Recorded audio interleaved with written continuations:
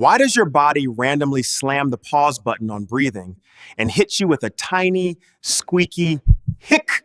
Hiccups start deep in your chest, with a nerve highway called the phrenic nerve that controls your diaphragm, the muscle that pulls air into your lungs. When this system gets irritated by eating too fast, drinking fizzy drinks, or sudden temperature changes, or even stress, your diaphragm spasms. Air rushes in, your vocal cords snap shut, and that snap is the hic. It's a leftover reflex from our amphibian ancestors, whose gill-breathing rhythm needed sharp inhalations. Others think it's a crude safety check to reset your breathing pattern when you overdo it.